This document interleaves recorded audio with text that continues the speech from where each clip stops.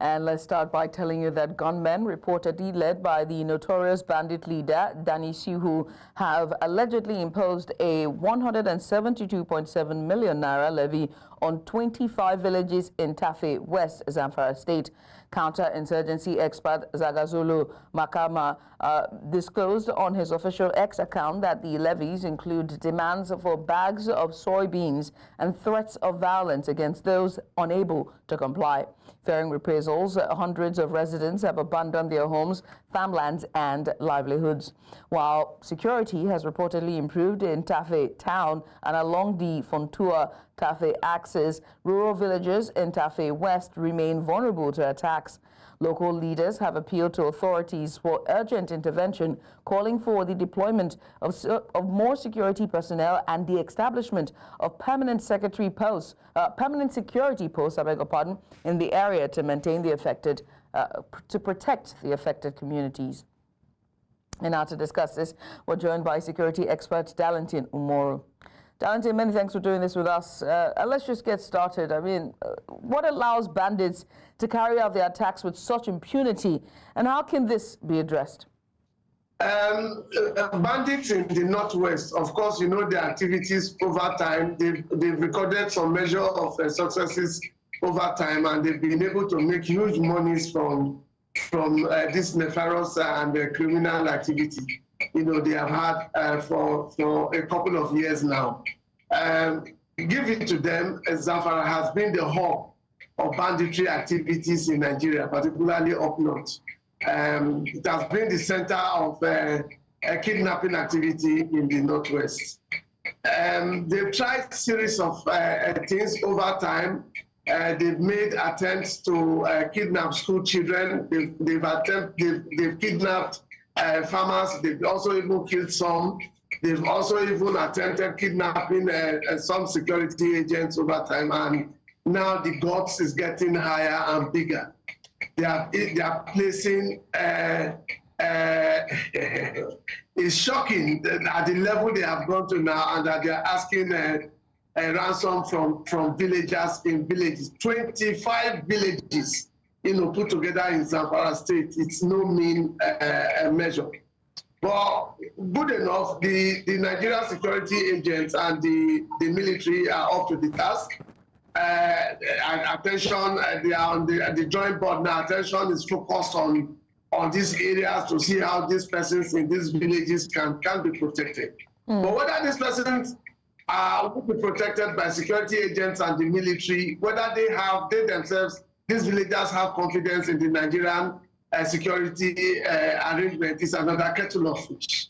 But as we speak now, the story making the round is that most of them are deserting the villages for fear of what could happen to them, particularly when they have to refer to antecedents they have had over time. Right. But it's not going to be an easy one for the bandits, right, who are making such huge demands, you know, from several communities, several villages. It's definitely not going to be easy for them to achieve. Darlington, I must ask you about, you know, we just talked about the villages, 25 villages, and the fact that these villages are being held hostage by bandits suggests somewhat of a significant failure in our security system. And so I have to ask you about intelligence and, you know, and data gathering and just having ears on the ground for our security outfit. Have they failed in that aspect in terms of intelligence? Can you take that question again, please? I didn't quite hear you very well. I was asking about the fact that the entire villages are being held hostage by bandits, and how much this suggests a significant failure, you know, in our security. Is this due to ungoverned spaces or just an inadequate intelligence gathering on the part of security agencies? No. That's not it. It's not about the adequacy of intel or not. The situation is that bandits, of course, you know, the year is fresh. They also want to do something that will make government quickly say, oh, we know you are there. And then they also want to, as much as possible, see how they can create some scare. And then also whether people will out of fear, begin to make those payments to them. It's not just payment now. They're also talking about foodstuff. They also need some foodstuff for survival. But like I said, the military, of course, at this point in time, particularly when this report was released by a media organization, the military apparently will be doing everything now they could to see how they will be able to secure these communities. Of course, intel is very important, and they will be doing everything. Aside from wanting to reprimand the leader of this group, they will also want to give some measure of confidence to the people, the villagers, particularly who have deserted not just their homes, they have also deserted farmlands. Of course, this is the season for planting also in some parts of the country. And so the military will be providing adequate security beyond going after him. I know right now there are things we are not supposed to say, but I'm sure that right now they will be trying to go after him to reprimand him and his men, and then give some measure of support to these villagers. Right. So, I mean, given the ongoing issues with the terrorist-controlled territories and the recent bandit attacks, the question has to be asked about how far from overcoming our security. How far are we, from overcoming our security challenges?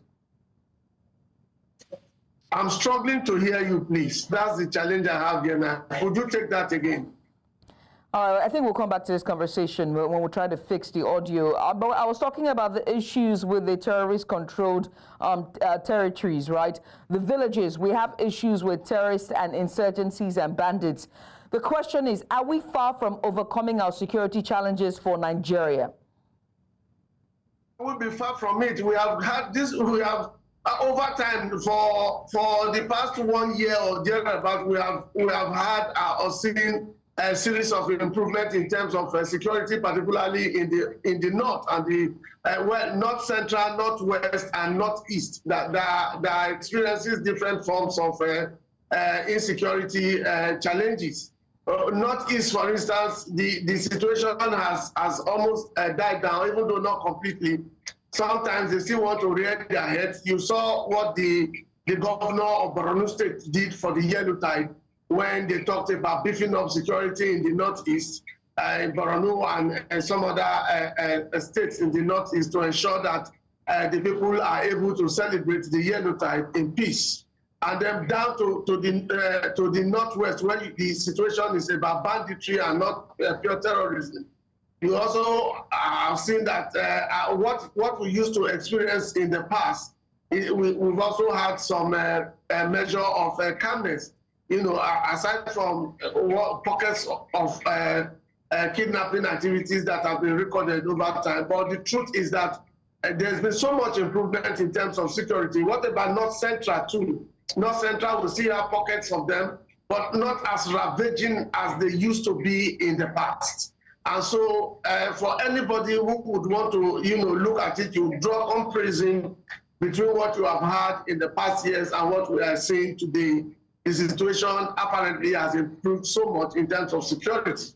And so the issue of Lukara started in the northwest, also Sokoto and Kebbi recently. And then as at this moment, you are sure to also quickly say that there's an improvement in terms of arresting the Lukarawa group, that came up, that emerged recently, that are said to be dominating Sokoto and Kebbi states.